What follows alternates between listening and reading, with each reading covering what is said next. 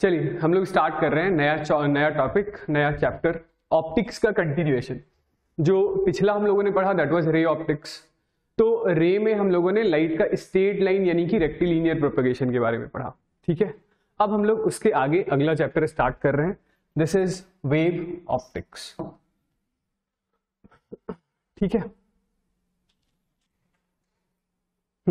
Wave optics, तो सुनिए, जो लाइट का प्रोपगेशन है एक पर्टिकुलर मीडियम में, कि किसी मीडियम में लाइट किस तरीके से चलती है, वो स्टार्टिंग से ही मैटर ऑफ इंटरेस्ट था। तो जो सबसे पहली थ्योरी आई थी लाइट के प्रोपगेशन से रिलेटेड, वो आई थी अराउंड 1675 में। किसने प्रपोज किया था? तो ऑब्वियसली न्यूटन सर ने। ये थ्योरी थी कॉर्पस्कुलर थ्योरी ऑफ लाइट, ठीक है। तो क्या कहना था न्यूटन सर का कि कोई सा भी जैसे लाइट का सोर्स है, ये एक लाइट का सोर्स है, मतलब आर्टिफिशियल हो या मैनमेड हो या नेचुरल हो, ठीक है। तो ये लाइट के सोर्स कंटिन्यूअसली बहुत छोटे छोटे पार्टिकल्स एमिट करती है, जिन पार्टिकल्स का नाम था कॉर्पुसल्स, ठीक है, कॉर्पुसल्स। ये कॉर्पुसल्स बहुत ही छोटे, इलास्टिक, मासलेस टाइप के पार्टिकल थे, ठीक है। तो इनका ये कहना था कि यही पार्टिकल्स जो कॉर्पुसल्स हैं किसी मीडियम में बहुत हाई स्पीड से चलते हैं, और ये पार्टिकल्स जब हमारी आंखों से टकराते हैं तो हमें देखने वाली सेंसेशन होती है, ठीक है। तो कुल मिला के बात यह है कि इन्होंने लाइट को एक पार्टिकल नेचर बताया था, और पार्टिकल नेचर बता के इन्होंने सक्सेसफुली रिफ्लेक्शन, रिफ्रैक्शन यानी कि रेक्टिलिनियर प्रोपगेशन ऑफ लाइट से जो सारी बातें की जा सकती थी वो उन्होंने प्रूव कर दिया था, ठीक है, यानी रिफ्लेक्शन और रिफ्रैक्शन, ओके, ठीक है। तो इनका यह कहना था कि लाइट ट्रैवल करती है एक पार्टिकल जैसा, ठीक। इसके बाद अराउंड 1678 में एक दूसरे साइंटिस्ट आए जिनका नाम था हाइगन, ठीक है, हाइगन। तो हाइगन ने ही सबसे पहली बारी इस बात को प्रपोज किया कि लाइट का प्रोपगेशन किसी मीडियम में पार्टिकल जैसा नहीं, यानी रेक्टिलिनियर प्रोपगेशन नहीं होता है, बल्कि लाइट किसी मीडियम में क्रेस्ट रफ बनाते हुए वेव जैसा जाती है, ठीक है। तो फिर ये लेकर आए वेव थ्योरी ऑफ लाइट, ठीक है। तो इसको लिख लीजिएगा फटाफट। तो इनका कहना यह था कि लाइट किसी मीडियम में वेव के जैसा प्रोपगेट करती है। अब यदि वेव जैसा चल रही है कोई चीज, तो वेव क्या करता है? सुपरपोजिशन प्रिंसिपल फॉलो करेगा वेव, है ना। तो वेव्स यदि एक दूसरे के ऊपर सुपर इंपोज हो सकती है, तो इन्होंने अपनी थ्योरी से रिफ्लेक्शन, रिफ्रैक्शन और इंटरफेरेंस और डिफ्रैक्शन, ये सारी बातें भी इन्होंने अपनी थ्योरी से प्रपोज किया था, प्रूव किया था, मतलब नॉट एक्सपेरिमेंटली, थ्योरेटिकली, ठीक है। चलिए ये सारी जो थ्योरेटिकल बातें, ठीक, जो मेन मुद्दे की बात है वो हम लोग यहां से स्टार्ट कर रहे हैं। This is about wave front and rays. तो ये जो हाइगन सर की थ्योरी थी, तो इसमें इन्होंने एक कॉन्सेप्ट इंट्रोड्यूस किया था that was about wave front, ठीक है। तो सुनिएगा वेव फ्रंट क्या होता है। देखिए, जैसे ये हमारे पास कोई एक सोर्स है लाइट का, मान लेते हैं कि ये एक पॉइंट सोर्स है, ठीक है। ये क्या है? तो this is a point source of light, ठीक। तो पॉइंट सोर्स ऑफ लाइट से लाइट रेडिएशन इधर भी जा रहा है, इधर भी जा रहा है, इधर भी जा रहा है, इधर भी जा रहा है, हर डायरेक्शन में जा रहा है। जैसे यहां पर मैं बोलूं कि एक पॉइंट सोर्स है, तो उस पॉइंट सोर्स से लाइट रेडिएशन 3 डायमेंशनल स्पेस में हर जगह फैला है, ठीक है। इसके पहले मैं एक छोटी सी बात याद दिला देता हूं। किसी प्लेन प्रोग्रेसिव वेव के लिए जो जनरल डिस्प्लेसमेंट एक्सप्रेशन होता है वो याद है? y इज इक्वल टू, बताइए क्या होता है? तो y इज इक्वल टू, हाँ, y is equal to a sine of, ठीक है, ठीक। चलिए एक बार के लिए मैं minus omega t minus k x लिख देता हूं, ठीक है। तो ये omega t minus k x क्या कहलाता है? फेज, ठीक है। इसको एक बार देख ही लीजिए कि ये जैसे हमारे पास ऐसा सा कोई एक वेव है, तो ये किस चीज की एक्सप्रेशन है? तो ये मान लेते हैं this position is x is equal to 0, तो यहां से x डिस्टेंस आगे वेव पर कोई एक पॉइंट है, वो पॉइंट y एक्सिस में उसका डिस्प्लेसमेंट किसी टाइम t पर क्या है, तो उसके लिए ये एक्सप्रेशन है हमारे पास, ठीक है। यहां से x डिस्टेंस आगे ये कोई पार्टिकल है, इसका किसी टाइम t पर ये मीन पोजीशन से कुछ y डिस्टेंस ऊपर है, ये इसका डिस्प्लेसमेंट एक्सप्रेशन होता है, ठीक है ना। इसके लिए डिस्प्लेसमेंट की मैक्सिमम वैल्यू क्या है? तो that is a which is amplitude of the wave, ठीक है भाई। अब यहां पर हम लोग आगे चल के यही डिस्प्लेसमेंट एक्सप्रेशन लिखेंगे, ठीक है। अभी एक बार के लिए ये समझिएगा कि दिस इज कॉल्ड फेज, ये फेज है, फेज ऑफ द वेव। मैं ये कह रहा हूं कि यहां से आप कुछ एक्स नॉट डिस्टेंस आगे आकर के एक पॉइंट सेलेक्ट कर लीजिए, ठीक है। फिर इसी तरीके से आप एक्स नॉट डिस्टेंस ऊपर जाकर के यहां कोई दूसरा पॉइंट सेलेक्ट कर लीजिए, एक्स नॉट डिस्टेंस इधर आकर के कोई तीसरा पॉइंट सेलेक्ट कर लीजिए, ठीक है। एक्स नॉट डिस्टेंस इधर आकर के कोई चौथा पॉइंट सेलेक्ट कर लीजिए, ठीक है। तो इस तरीके से मैं कह रहा हूं कि जो भी इस सोर्स से लाइट रेडिएशन निकली है उसमें उन सभी लाइट वेव में सोर्स से एक्स नॉट डिस्टेंस आगे जाकर के किसी टाइम टी पर आपको एक पॉइंट सेलेक्ट करना है, ठीक है। और यदि आप इन सभी पॉइंट्स को जोड़ दें, यदि आप इन सभी पॉइंट्स को जोड़ दें तो एक ऐसा इमेजिनरी सरफेस मिलेगा, ठीक है। यदि आप इन सभी पॉइंट्स को ऐड कर देते हैं तो एक ऐसा इमेजिनरी सरफेस मिलेगा ना। इस इमेजिनरी सरफेस पर जितने भी पॉइंट्स होंगे वो सारे के सारे पॉइंट्स सेम फेज में होंगे। आ रही बात समझ, ठीक है। जैसे मैंने तो बस 4 रेडिएशन दिखाया, 4 पॉइंट्स लेकर के जोड़ दिया, ऐसे तो millions and trillions of points होंगे, ठीक है। तो आपको कौन से पॉइंट्स लेने हैं? वो सारे पॉइंट्स लेने हैं जो सेम फेज में हैं, ठीक है। तो ये सारे पॉइंट्स का कलेक्शन, ये इमेजिनरी सरफेस, यही इमेजिनरी सरफेस क्या कहलाता है? तो दिस इज वेव फ्रंट। बताइए क्या है ये है वेव फ्रंट। समझ आ रहा है, ठीक है। मान लेते हैं कि इसका फेज है कुछ φ1, ठीक है। तो इस इंस्टेंट पर इस वेव फ्रंट पे जितने भी पॉइंट्स हैं सबका फेज है φ1, सबका फेज है φ, ठीक है। तो क्या कहेंगे वेव फ्रंट? तो wave front is defined as continuous locus of all such particles या points in a medium which are vibrating in same phase, जो एक ही फेज में वाइब्रेट कर रहे हो, ठीक है। फिर से देखिएगा इस चीज को, मैं क्या कह रहा हूं। मैं ये कह रहा था, देखिए कि ये यहां पर हमारे पास है एक पॉइंट सोर्स, ठीक है। तो इस पॉइंट सोर्स के अबाउट जो बनने वाला वेव फ्रंट है वो कैसी शेप का आ रहा है? शेप क्या होगा बताइए? स्फेरिकल, है ना। मतलब बस कुछ नहीं करना है आपको, पॉइंट सोर्स से कुछ एक्स नॉट डिस्टेंस आगे जाना है हर तरफ और एक इमेजिनरी सरफेस कंस्ट्रक्ट करना है। तो ये जो सरफेस है, this surface is spherical wave front, ठीक है। Spherical wave front. खैर स्फेरिकल शेप पर हम लोग आते हैं फिर से। तो अभी मैं ये कह रहा हूं कि इस वेव फ्रंट पर जितने भी पॉइंट्स हैं, इस वेव फ्रंट पर जितने भी पॉइंट्स हैं सबका फेज कितना है? φ1, ठीक है। आप चाहे तो एक्स नॉट डिस्टेंस दूर ना जाकर के कोई दूसरा एक्स डैश डिस्टेंस दूर गए होते, ठीक है। फिर एक्स डैश डिस्टेंस दूर जाकर कोई ऐसा एक दूसरा सा सरफेस बना लिया होता, तो ये भी एक वेव फ्रंट होता।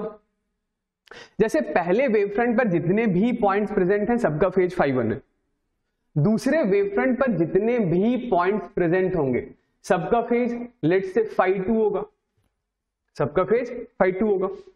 आ रही है बात समझ, ठीक है।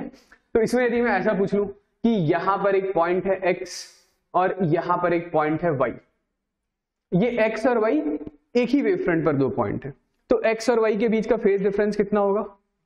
0। समझ रहे हैं?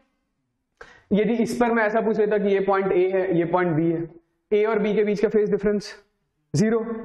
और ये x और A में यदि हम लोग बात करें तो A का फेज ज्यादा बड़ा होगा क्योंकि A उससे आगे है, ठीक है ना। ठीक, तो ये ध्यान रखिएगा कि ये जो दूसरा वाला वेव फ्रंट है उस पर प्रेजेंट सारे पॉइंट सेम फेज में है, जो अंदर वाला वेव फ्रंट है उस पर प्रेजेंट सारे पॉइंट सेम फेज में है, ठीक है।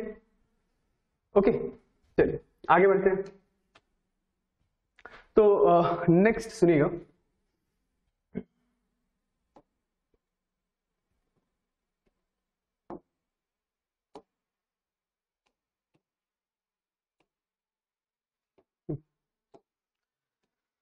नेक्स्ट हम लोग बात करते हैं टाइप्स ऑफ वेव फ्रंट के बारे में।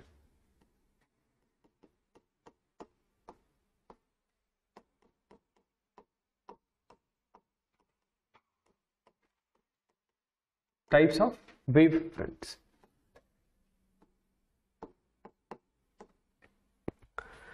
तो सबसे पहले टाइप का वेव फ्रंट है हमारा स्फेरिकल वेव फ्रंट।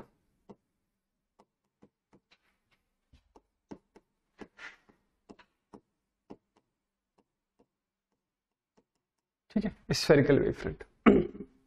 देखिए, तो स्फेरिकल वेव फ्रंट, ये अभी जो हम लोग डिस्कस कर रहे थे वो स्फेरिकल वेव फ्रंट ही तो था। तो किससे बना था ये स्फेरिकल वेव फ्रंट? तो by point source of light, by point source of light. ठीक है, ये देखिए, ये जैसे हमारे पास ऐसा कोई एक पॉइंट सोर्स है, ठीक। आप इसे लॉजिकली इस तरीके से भी समझ सकते हैं, वेव फ्रंट का मतलब मान लीजिए कि पॉइंट सोर्स जो है वो एक 100 वॉट का बल्ब है, तो 100 वॉट मतलब 100 जूल्स पर सेकंड, ठीक है। तो वो कंटिन्यूसली 100 जूल्स की लाइट एनर्जी रेडिएट आउट कर रहा है, ठीक है। तो किसी इंस्टेंट पर उसने 100 जूल की लाइट एनर्जी छोड़ी है, तो वही 100 जूल की लाइट एनर्जी अगले इंस्टेंट पर एक स्फेरिकल रीजन पर पहुंच गया है। समझ रहे हैं? पॉइंट सोर्स से तो लाइट हर डायरेक्शन में निकला है ना, पूरे 3 डायमेंशनल रीजन में। तो जो 100 जूल की एनर्जी है वो किसी इंस्टेंट पर एक बड़े से स्फेरिकल रीजन पर होगा, उससे अगले इंस्टेंट पर वही 100 जूल की एनर्जी और बड़े स्फेरिकल रीजन पर होगा। तो वो जो स्फेरिकल रीजन है इमेजिनरी, वही वेव फ्रंट। ओके, तो इस पॉइंट सोर्स के अबाउट बनने वाला ये हमारा पहला वेव फ्रंट, ठीक है। ये क्या,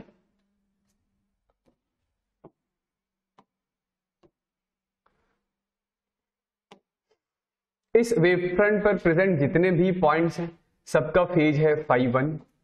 इस वेव फ्रंट पर प्रेजेंट जितने भी पॉइंट्स हैं सबका फेज है φ2, ठीक है। अच्छा, रे ऑफ लाइट कैसे जा रही है या वेव प्रोपगेशन कहां है?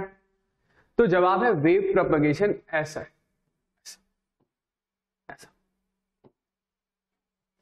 यानी कि जो वेव प्रोपगेट हो रही है वो हमेशा हमेशा वेव फ्रंट से 90 डिग्री का एंगल बनाती है, ठीक है। आ रही बात समझ में? क्या कहना चाह रहा हूं कि जो वेव प्रोपगेशन होता है यानी कि डायरेक्शन ऑफ रे ऑफ लाइट वो हमेशा वेव फ्रंट से परपेंडिकुलर होगा, ठीक है। तो by point source of light मैं इस बात को फिर से लिख देता हूं कि wave fronts are spherical having center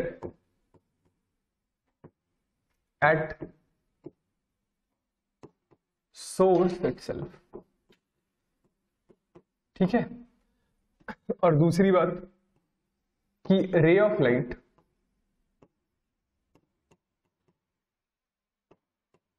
is perpendicular to wave front, ठीक है। रे ऑफ लाइट हमेशा वेव फ्रंट से 90 डिग्री के एंगल पर होता है। दूसरे टाइप के वेव फ्रंट के बारे में बात करते हैं। दूसरा लिखिएगा सिलिंड्रिकल वेव फ्रंट।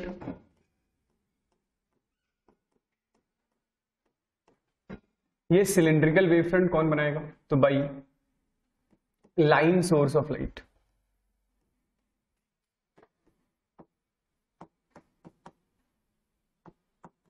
ठीक है। देखिए, मैं ये कहना चाह रहा हूं कि ये हमारे पास ऐसा कोई लाइट का सोर्स है, ठीक है, which is a line source, ठीक है। This is a source of light, ठीक है, ऐसा स्ट्रेट लाइन सोर्स। तो इस लाइन सोर्स ऑफ लाइट से जो वेव है हर डायरेक्शन में 3 डायमेंशनल रीजन में बिखरा है। तो जैसे यहां पर आपको एक पर्टिकुलर पॉइंट सेलेक्ट कर लीजिए जो लेट से π/2 फेज में, ठीक है। तो अब यही काम आपको पूरे रीजन में करना है कि सारे पॉइंट्स ऐसे ही सेलेक्ट करने हैं जो π/2 फेज में हो। तो इस लाइन सोर्स के अबाउट वो इमेजिनरी रीजन कैसा बनेगा?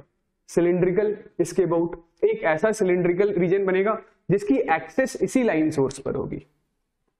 समझ रहे हैं ना? ठीक है, तो मैं सीधा वेव फ्रंट ड्रॉ कर देता हूं कि इसके लिए बनने वाला जो हमारा वेव फ्रंट होगा वो ऐसा सिलिंड्रिकल होगा, ठीक है। ये एक वेव फ्रंट है, बताइए इस वेव फ्रंट पर जितने भी पॉइंट्स प्रेजेंट है सबका फेज क्या है, सेम φ1। यहां वाले का भी फेज φ1, यहां वाले का भी फेज φ1, यहां वाले का भी फेज φ1। कोई दूसरा सोर्स, सॉरी कोई दूसरा वेव फ्रंट आपको ड्रॉ करना है तो कोई दूसरा वेव फ्रंट ऐसा दिखाई देगा। ये भी कैसा, तो ये भी एक सिलेंड्रिकल वेव फ्रंट, ठीक है। इस दूसरे वाले वेव फ्रंट पर जितने भी पॉइंट प्रेजेंट हैं सबका फेज φ2। तो अगेन जो डायरेक्शन ऑफ रे ऑफ लाइट है यानी वेव प्रोपगेशन, तो वेव प्रोपगेशन कहां हुआ है बताइए, तो वेव प्रोपगेशन ऐसा है, यानी वेव हमेशा हमेशा वेव फ्रंट से 90 डिग्री के एंगल पर ही चल रही होती है, ठीक है, हमेशा 90 डिग्री के ही एंगल पर चल रही होती है।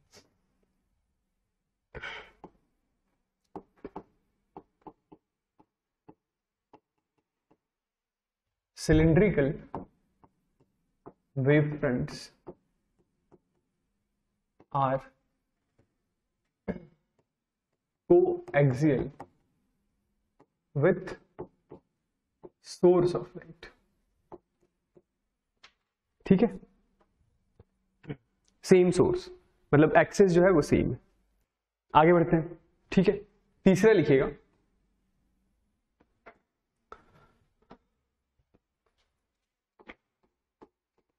planar wave front। Third is planar wave front। तो planar wave front कौन बनाएगा, by source of light kept at infinity।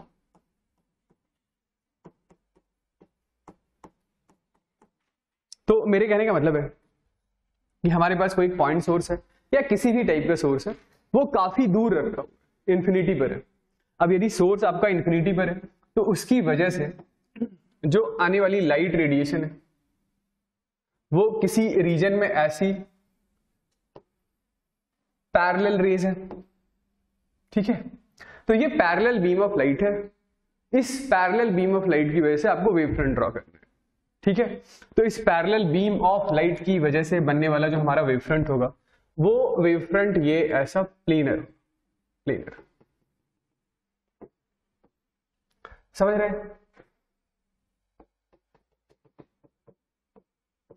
कि इस वेव फ्रंट पर जितने भी पॉइंट्स प्रेजेंट हैं सबका फेज है φ1, इस वेव फ्रंट पर जितने भी पॉइंट्स प्रेजेंट हैं सबका फेज है φ2, ठीक है। ये जो वेव फ्रंट्स है ये wave front ray of light से परपेंडिकुलर, ठीक है। जो वेव फ्रंट है वो रे ऑफ लाइट से परपेंडिकुलर। आगे बढ़ते हैं, ठीक, चलिए।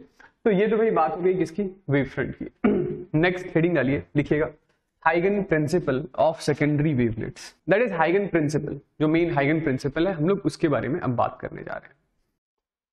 तो सुनिएगा, देखिए क्या है हाइगन प्रिंसिपल।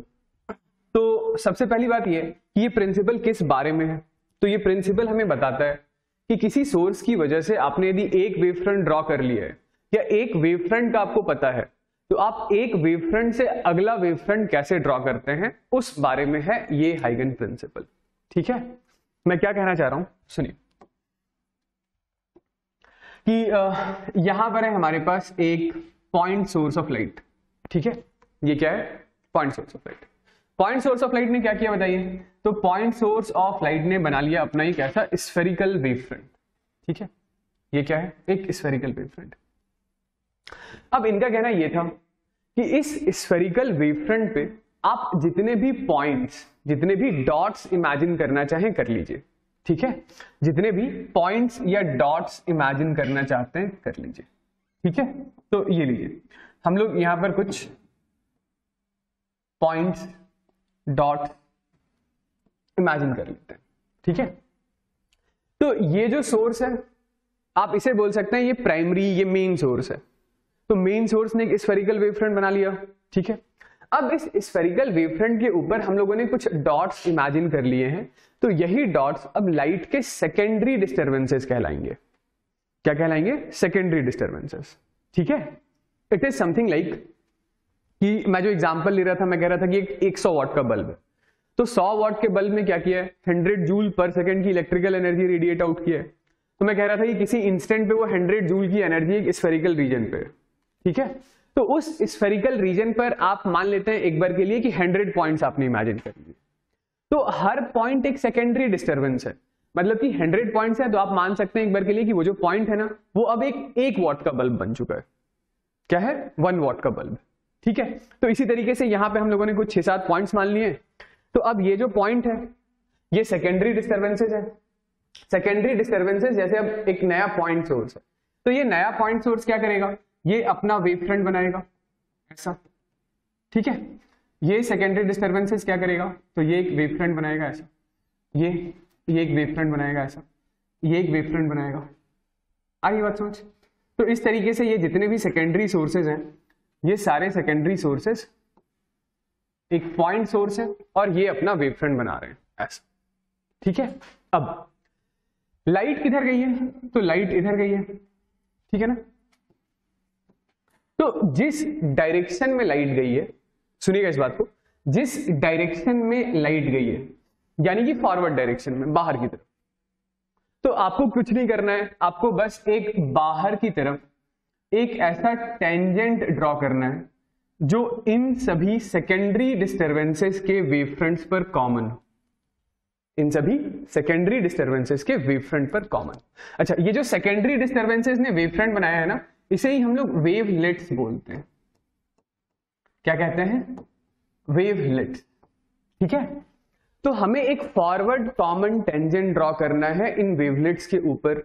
ये ड्रॉ किया हुआ फॉरवर्ड कॉमन टेंजेंट एक नया वेव फ्रंट है। बताइए क्या है ये? This is a new wave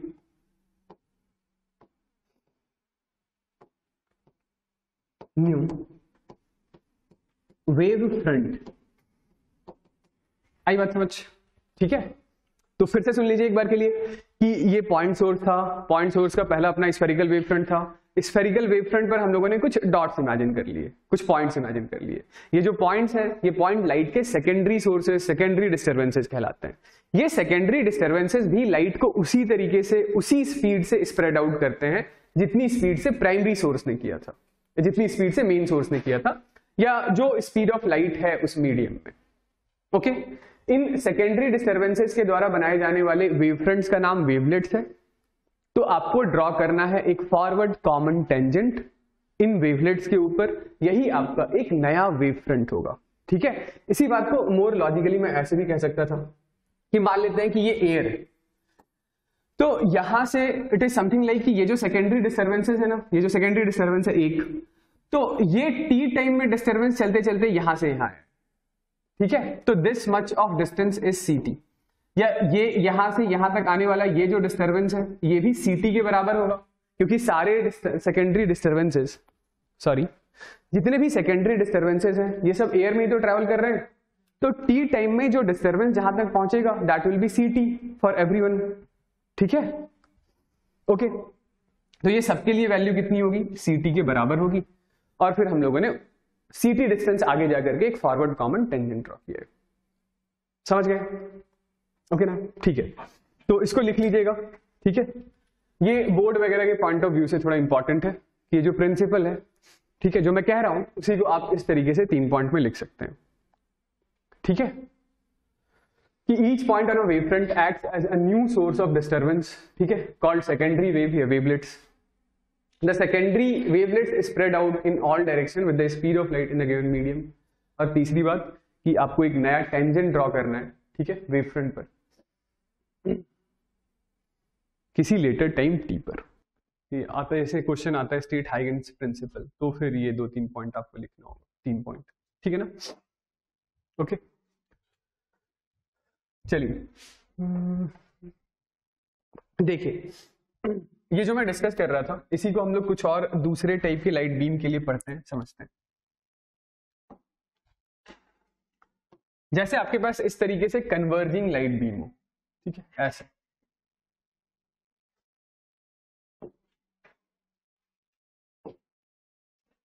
ठीक है, ये ऐसी कन्वर्जिंग लाइट बीम, ठीक है। तो इस कन्वर्जिंग लाइट बीम के लिए वेव फ्रंट आप कैसा ड्रॉ करेंगे, ऐसा, ठीक है, ऐसा, ठीक। अब मैं ये कह रहा हूं कि इस वेव फ्रंट पर आप कुछ पॉइंट्स इमेजिन कर लीजिए, जैसे ये है हमारा पहला पॉइंट, ये दूसरा पॉइंट, ये तीसरा पॉइंट। तो ये तीनों पॉइंट्स क्या कहलाएंगे, लाइट के सेकेंडरी डिस्टर्बेंसेस, ठीक है। ये सेकेंडरी डिस्टर्बेंसेस भी इस मीडियम में उसी स्पीड से स्प्रेड आउट होगा जो कि स्पीड ऑफ लाइट है यहां पर, ठीक है। तो मान लेते हैं कि ये एयर है या वैक्यूम है, यहां पर स्पीड ऑफ लाइट है c। तो ये यहां से सेकेंडरी डिस्टर्बेंस कुछ t टाइम में चलते चलते चलते यहां पहुंच गया, ठीक है। मतलब ये बेसिकली किसी एक स्फीयर का सेक्शन में दिखाने की कोशिश कर रहा हूं जिसका सेंटर यहां पर है, ये एक ऐसा बड़ा सा स्फीयर बनेगा, ठीक है। तो ये वाला डिस्टेंस कितना है बताइए, तो ये डिस्टेंस है c इंटू टाइम t के बराबर, ठीक। तो उतनी ही देर में ये जो सेकेंडरी डिस्टर्बेंस है ये यहां से चलते चलते यहां पहुंच जाएगा, ये भी ct डिस्टेंस ट्रेवल कर लेगा, और इतनी ही देर में ये वाला जो सेकेंडरी डिस्टर्बेंस है ये यहां से चलते चलते चलते यहां पहुंच जाएगा, ये भी कितना डिस्टेंस ट्रेवल कर लेगा, ct, ठीक है। तो आपको क्या ड्रॉ करना है, आपको ड्रॉ करना है एक ऐसा फॉरवर्ड कॉमन टेंजेंट जो इन सभी सेकेंडरी डिस्टर्बेंस के वेवलेट्स को टच करता हो, ठीक है। तो ये हो गया हमारा, this is new wave front, ठीक है। ये क्या हो गया, ये हो गया एक नया वेव फ्रंट, ठीक है। ये पहला वेव फ्रंट था, ये दूसरा वेव फ्रंट। तो इस तरीके से आप एक वेव फ्रंट से दूसरे वेव फ्रंट तक पहुंच सकते हैं, ठीक। सिमिलरली मान लेते हैं किसी t डैश टाइम के बाद आपको वेव फ्रंट ड्रॉ करना है, कितनी देर के बाद, t डैश टाइम के बाद। तो यहां पर फिर से आप इस वेव फ्रंट पर ऐसे 3 पॉइंट सोर्स इमेजिन कर लीजिए, t डैश टाइम में ये डिस्टर्बेंस चलते चलते चलते यहां आ गया, तो दिस मच ऑफ डिस्टेंस है c into T dash. T dash time में ये वाला जो डिस्टर्बेंस है वो चलते चलते यहां आ गया, तो इसने भी जो डिस्टेंस ट्रेवल किया वो c इंटू टी डैश, और टी डैश टाइम में ये वाला डिस्टर्बेंस यहां आ गया, ये वाला डिस्टेंस भी कितना होगा, तो c इंटू टी डैश। फिर से हमें क्या करना है, तो एक ऐसा सा टेंजेंट ड्रॉ कर देना है, ठीक है। तो ये भी क्या कहलाएगा, ये जो नया टेंजेंट आपने ड्रॉ किया है ये एक नया वेव फ्रंट, ठीक है, this is a new wave front.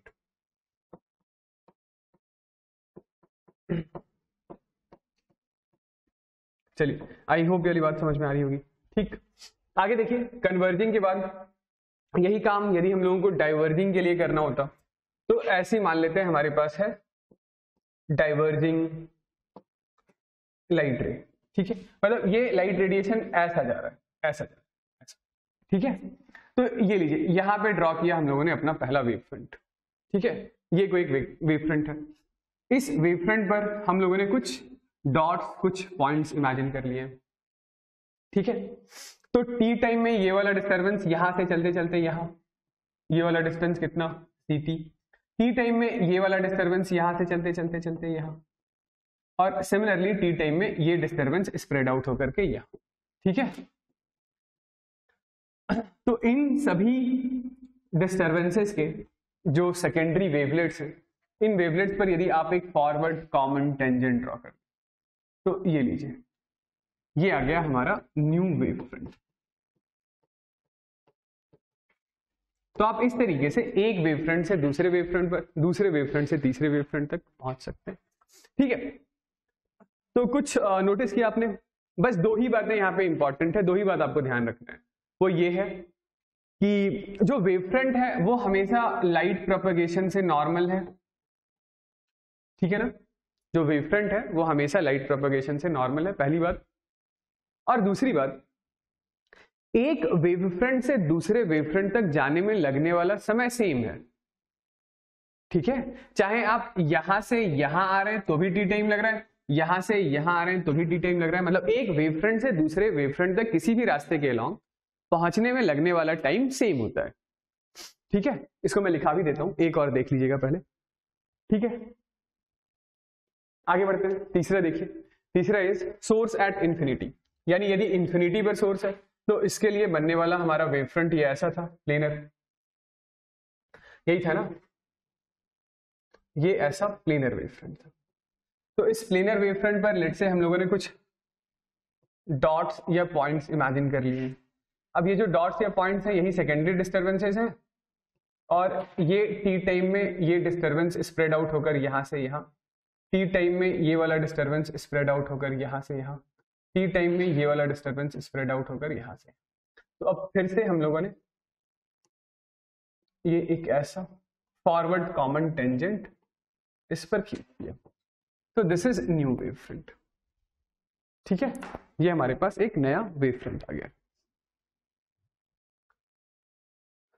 तो लिखिएगा इस बात को, ऐसे नोट डालकर लिख लीजिएगा, रे of light is always normal to the wavefront। ठीक है, और दूसरी बात कि time taken by ray of light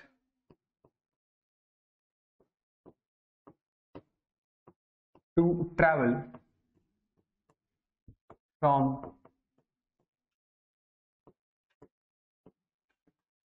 one wavefront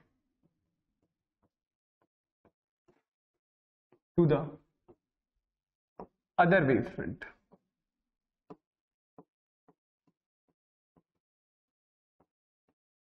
is seen along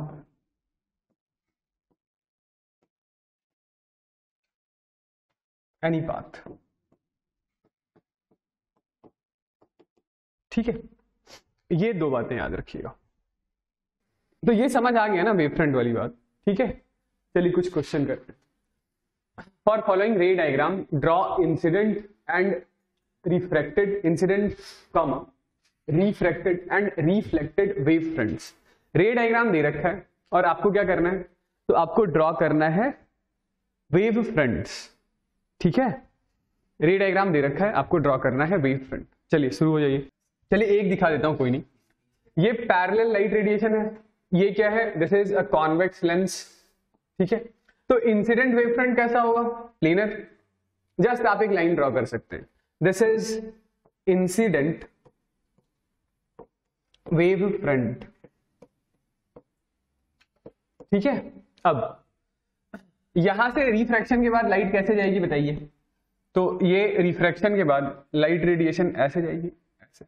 ठीक है ना, ऐसा। तो अब आपको ड्रॉ करना है क्या, रिफ्रैक्टेड वेव फ्रंट। ठीक है, तो रिफ्रैक्टेड वेव फ्रंट कैसा होगा, ये ऐसे डाइवर्जिंग कन्वर्जिंग लाइट रेडिएशन है। तो कन्वर्जिंग के लिए हम लोगों ने ऑलरेडी ड्रॉ किया, ये वेव फ्रंट होगा। ठीक है, ये मतलब ये जो स्फेरिकल सेक्शन है उसका सेंटर कहां पर है, उसका सेंटर यहां पर, समझ रहे हैं। तो या ऐसा भी ड्रॉ कर सकते हैं आप, ऐसा भी ड्रॉ कर सकते हैं। ठीक है, तो ये क्या है, these are refracted wave front, refracted wave front. ठीक है, चलिए कॉनकेव के लिए ड्रॉ कीजिए। तो कॉनकेव के लिए फिर से ये हो जाएगा हमारा क्या, इंसिडेंट वेव फ्रंट। ठीक है, मतलब ये प्लेनर है, मैंने बस एक लाइन ड्रॉ कर दिया है, एक्चुअली ये प्लेन को रिप्रेजेंट कर रहा है, मतलब ऐसा। ठीक है,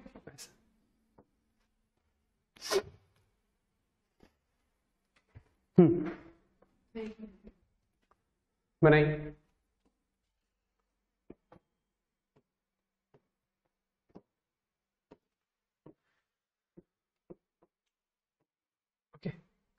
तो रिफ्रैक्टेड वेव फ्रंट ऐसा कैसा होगा इसके लिए, तो इसके लिए हमारा रिफ्रैक्टेड वेव फ्रंट,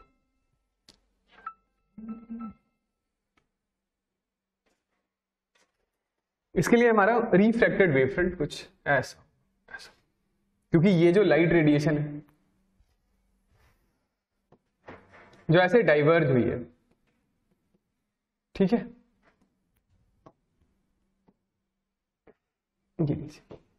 ये होगा हमारा रिफ्रैक्टेड वेव फ्रंट। अगेन ये ऐसे डाइवर्जिंग लाइट रेडिएशन है, तो डाइवर्जिंग के लिए हम लोगों ने बनाया स्फेरिकल ही होता है, मतलब स्फेरिकल वेव फ्रंट का एक सेक्शन जिसका सेंटर कहां होगा, इसका सेंटर यहां कहीं पर होगा, यहां, ठीक है।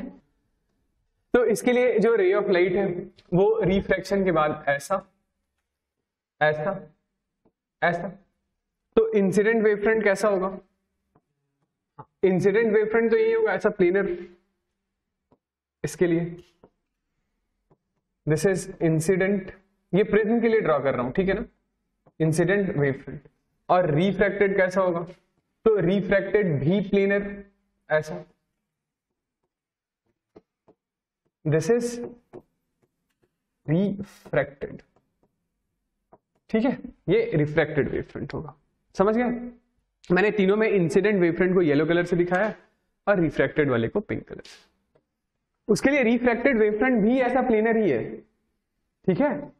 चलिए ये बनाइए, अरे ये मिरर है, सॉरी, ये मिरर की ये वाली साइड पॉलिश्ड है, इसकी ये वाली साइड पॉलिश्ड है,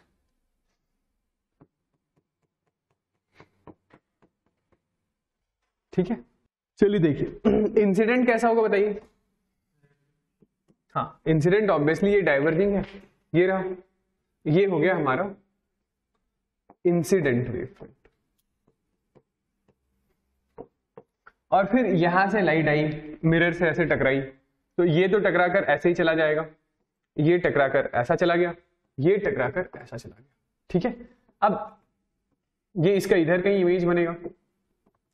वेव फ्रंट आपको पीछे नहीं ड्रॉ करना है, मतलब इधर की साइड वेव फ्रंट नहीं ड्रॉ करना है, क्योंकि वहां तो लाइट ही नहीं है, जहां लाइट ही नहीं है वहां पे वेव फ्रंट कहां, कैसे आ रही है बात समझ। तो रिफ्रैक्टेड वेव फ्रंट कैसा होगा, तो ये रिफ्रैक्टेड वेव फ्रंट ऐसा ऐसा, दिस विल बी, ये हो गया हमारा रिफ्रैक्टेड वेव फ्रंट, ठीक है भाई। मतलब रिफ्रैक्टेड भी स्फेरिकल है, रिफ्रैक्टेड वाले का सेंटर कहां पर है, जहां इमेज बनेगा।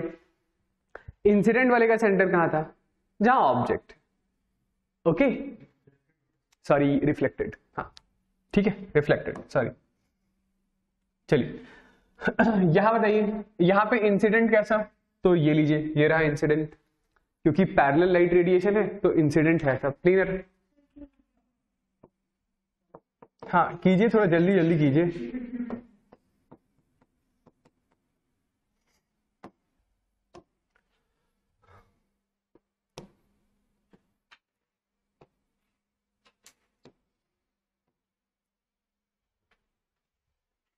भाई इंसिडेंट तो ऐसा प्लेनर है, ठीक है। रिफ्लेक्टेड लाइट ऐसे आ रही है, तो ये होगा हमारा रिफ्लेक्टेड वेव फ्रंट, ऐसा ऐसा, ठीक है, ऐसा। दीज आर टू, क्या, हाँ इसके आगे भी आप ऑब्वियसली बना सकते हैं, ऐसा भी बना सकते हैं, ठीक है, ठीक है, रिफ्लेक्टेड वेव फ्रंट। चलिए लास्ट वाला ये, ऑब्वियसली ये जो मिरर है डाइवर्जिंग है, ठीक है। तो इंसिडेंट कैसा ड्रॉ करेंगे, तो ऑब्वियसली इंसिडेंट अगेन क्या है, एक प्लेनर वेव फ्रंट, और रिफ्लेक्टेड ये रहा हमारे, ये रहा हमारा रिफ्लेक्टेड वेव फ्रंट।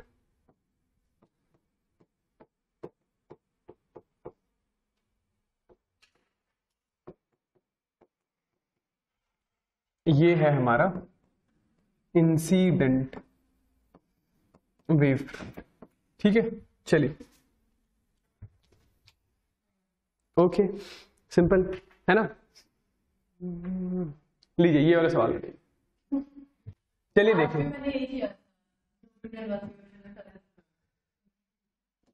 देखिए यहां पर हम लोग ड्रॉ कर लेते हैं, ये लीजिए, ये रहा हमारा नॉर्मल, ठीक है, ओके आपसे क्या बताया जा रहा है? Figure shows plane waves refracted for air to water using Huygens principle. A, B, C, D are length on the diagram. Refractive index of water with respect to air का ratio आपसे पूछा गया है. ये 4 ऑप्शंस हैं. Alright ठीक है. चलिए देखिए, तो ये इंसिडेंट रे और नॉर्मल के बीच बनने वाला ये वाला एंगल हमारा एंगल ऑफ इंसिडेंस होगा. ओके यही होगा ना. इंसिडेंट रे और नॉर्मल के बीच का angle is angle of incidence. अब ये हमारा इंसिडेंट वेव फ्रंट है. ऑब्वियसली ये दो इंसिडेंट लाइट रेडिएशन है, ये तो समझ आ रहा है ना. ठीक है, तो ये इंसिडेंट वेव फ्रंट है. ये wave front ray of light से 90 डिग्री के एंगल पर होगा, तो this angle will be 90 minus i. यदि ये 90 माइनस आई है तो ये दोबारा से एंगल आई हो जाएगा. ओके सिमिलरली ये यहां पर हम लोगों ने ड्रॉ किया है नॉर्मल. क्या? हाँ ये ई यहां से यहां तक. ओके तो this angle is angle r. ये वाला एंगल आर है. ठीक है, ये आर है तो ये हो गया 90 माइनस आर, और ये वाला एंगल फिर से एंगल आर हो गया. ठीक है भाई. ओके इसका एयर का रिफ्रैक्टिव इंडेक्स एक बार लिख लीजिए μ1, वाटर का लिख लीजिए μ2. क्या होता है स्नेल्स लॉ बताइए?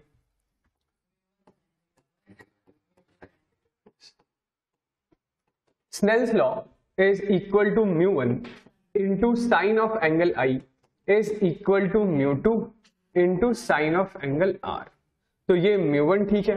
बताइए इस ट्राइंगल में sin I क्या लिखेंगे? ये वाला एंगल भी 90 होगा, तो sin theta is equal to perpendicular, theta के सामने वाला perpendicular which is b upon hypotenuse which is 90 के सामने वाला. तो ये चलिए इसका नाम लिख देता हूं AB. ठीक है, तो by A B this is equal to μ2 into sine r. तो साइन आर ये आर के सामने वाला sine theta is equal to again perpendicular by hypotenuse. तो ये हो गया हमारे पास क्या?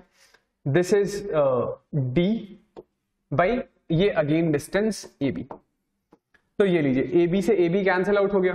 तो यहां से हमारे पास μ2 बाई μ1 की वैल्यू आ रही है b बाई डी. क्या वैल्यू आ रही है बताइए? b by D. तो ये तीसरा ऑप्शन सही हो गया. अच्छा हो सकता है कल कोई ऐसा ही कोई दूसरा सवाल आ जाए, इसमें ये वैल्यू बता दे कि ये है 5 सेंटीमीटर, ये है 2 सेंटीमीटर, रिफ्रैक्टिव इंडेक्स बताओ मीडियम का. ठीक है ना, तो ये वेरिएबल के टर्म्स में था ये वाला सवाल. ठीक है.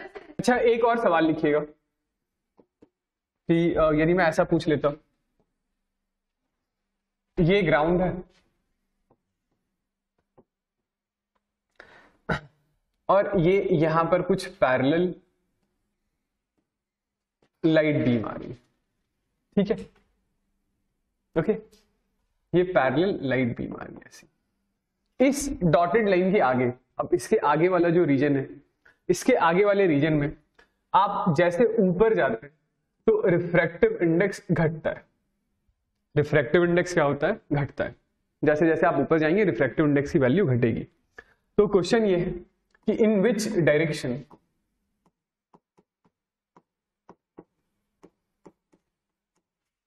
रे ऑफ लाइट बेंड्स. बताइए इसके आगे लाइट रे किस डायरेक्शन में बेंड करेगी? चलिए देखिए इंसिडेंट वेव फ्रंट कैसा होगा बताइए? ऐसा प्लेनर. ठीक है, तो यहां पर हम लोग मान लेते हैं कुछ सेकेंडरी डिस्टर्बेंसेस. ठीक है, आप जैसे जैसे ऊपर जाते हैं तो रिफ्रैक्टिव इंडेक्स घटता है, यानी मीडियम कैसा हो जाता है? रेयर. नीचे वाला डेंसर मीडियम है. Speed of light denser medium में कम होता है, रेयर मीडियम में ज्यादा होता है.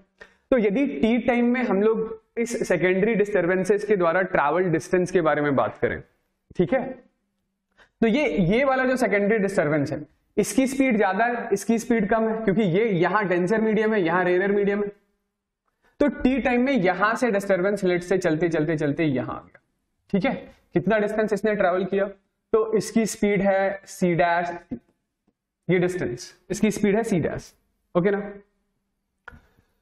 तो ये डेंसर मीडियम में चलने वाला इतना डिस्टेंस तो ट्रैवल कर नहीं पाएगा, ये तो छोटा डिस्टेंस ट्रैवल करेगा.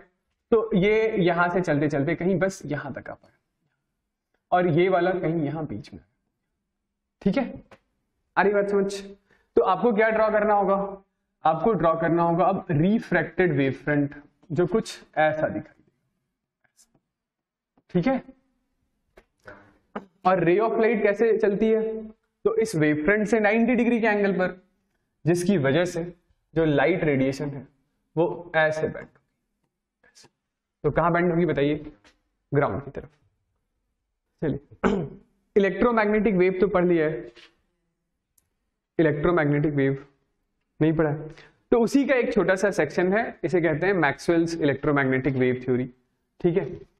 तो ये जो हाइगन प्रिंसिपल था उसमें हम लोगों ने पहले क्या डिस्कस किया? हाइगन सर ने ये बताया था कि जो लाइट है वो एक लॉन्गिट्यूडनल वेव है, ठीक है, जिसको बाद में करेक्ट किया गया, और ये मैक्सवेल्स ने बताया अपने वेव थ्योरी में कि लाइट एक ट्रांसवर्सल वेव है, ठीक है। Light is a transversal wave, ठीक है। लाइट लॉन्गिट्यूडनल वेव नहीं है, लाइट एक ट्रांसवर्सल वेव। स्टार्टिंग में जो हाइगन सर की थ्योरी थी उसमें ये बताया गया था, उन्होंने ये मान लिया था कि लाइट एक लॉन्गिट्यूडनल है, बट एक्चुअली लाइट एक ट्रांसवर्सल वेव है। लॉन्गिट्यूडनल होता है साउंड वेव। लॉन्गिट्यूडनल कहने का मतलब जिस डायरेक्शन में वेव प्रोपगेशन हो रहा होता है ना, तो मीडियम के पार्टिकल या वेव को बनाने वाले पार्टिकल उसी डायरेक्शन के लॉन्ग वाइब्रेट करते हैं। जैसे साउंड वेव ऐसा गया है तो एयर के मॉलिक्यूल्स ऐसा ही वाइब्रेट करते हैं, वो लॉन्गिट्यूडनल कहलाता है। वेरएज ट्रांसवर्सल, यदि वेव मान लेते हैं कोई एक वेव है, वो वेव ऐसे जा रही है, तो उस वेव को फॉर्म करने वाले जो पार्टिकल है वो उसका ऑसिलेशन वेव मोशन से परपेंडिकुलर डायरेक्शन में होता है।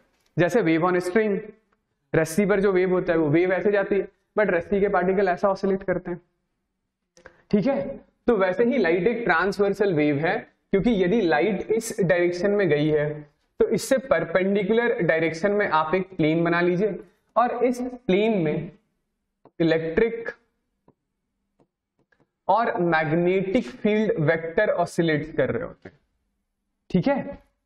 ये e vector cross b vector आपको डायरेक्शन ऑफ लाइट देता है कि लाइट किस डायरेक्शन में भाग रही है, ठीक है। समझ गए कि लाइट ऐसा गई, उससे परपेंडिकुलर डायरेक्शन का ये प्लेन, इसी प्लेन में इलेक्ट्रिक और मैग्नेटिक फील्ड वेक्टर, ये मेरे पाम वाले प्लेन में इलेक्ट्रिक और मैग्नेटिक फील्ड वेक्टर ऑसिलेट कर रहे होते हैं, ठीक है।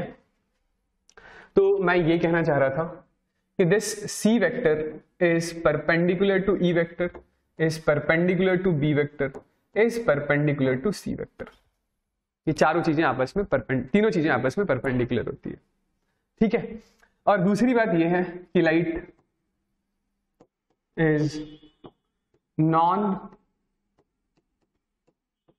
Mechanical wave. लाइट को कोई एक मैकेनिकल मीडियम नहीं चाहिए होता है प्रोपगेशन के लिए, ठीक है। ये वो पॉइंट है जो आप कह रहे थे कि सन से लेकर के लाइट रेडिएशन अर्थ तक आ जाती है, बीच में कोई मीडियम होता है क्या? नहीं होता है, मोस्टली तो वैक्यूम ही होता है, ठीक है। चलिए आगे बढ़ते हैं, लिख लिया? हाँ भाई, नेक्स्ट इज वेव सुपरपोजिशन, ठीक है। देखिए वेव सुपरपोजिशन क्या होता है, इसको समझिएगा।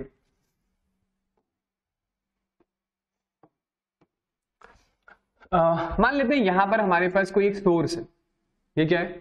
सोर्स, ठीक है। ये किसी भी वेव का सोर्स हो सकता है, चाहे ये साउंड वेव का सोर्स हो, लाइट वेव का सोर्स हो, या वेव्स ऑन स्ट्रिंग का सोर्स हो। इसने कोई एक वेव जनरेट किया है ऐसा, ये वेव चलते चलते चलते इधर किसी पॉइंट तक आया, ठीक। तो इस वेव के लिए मान लेते हैं इस मीडियम में डिस्प्लेसमेंट एक्सप्रेशन है y1। y1 का मतलब याद है, y1 is equal to a1 sin omega t minus kx, ठीक है। ऐसा यहां पर कोई दूसरा सोर्स है S2, इस S2 से एक वेव चलते चलते चलते चलते इसी पॉइंट तक आ गई, ठीक है। कोई तीसरा सोर्स है S3, चौथा सोर्स है S4, पांचवा, छठा, यहाँ पे n नंबर ऑफ सोर्सेज हैं, ये Sn, इससे वेव चलते चलते ऐसा है। दूसरे वेव के लिए डिस्प्लेसमेंट एक्सप्रेशन है y2, तीसरे के लिए y3, nth सोर्स के लिए yn, ठीक है। तो ये सुपरपोजिशन प्रिंसिपल या वेव सुपरपोजिशन प्रिंसिपल हमें ये बताता है कि अब जो रिजल्टेंट या सुपर इम्पोज्ड वेव है, दिस इज नेट वेव या सुपर इम्पोज्ड वेव, ठीक। तो इस सुपर इम्पोज्ड वेव के लिए जो डिस्प्लेसमेंट एक्सप्रेशन होगा y net, y net is just equal to y1 plus y2 plus y3 up to yn। ठीक है, यानी displacement of superimposed wave is just summation of displacement produced by each wave. ठीक है, तो ये superposition हो गया। और हमारा जो हाइगन थ्योरी है, वेवफ्रंट वाली जो बात है, वो वेवफ्रंट वाली बात कंप्लीट हो गई है। ठीक है, वही वेवफ्रंट वाली बात दोबारा से आएगी इंटरफेरेंस डिफ्रैक्शन में। ठीक है, हाँ, तो इंटरफेरेंस हम लोग स्टार्ट करेंगे नेक्स्ट क्लास में।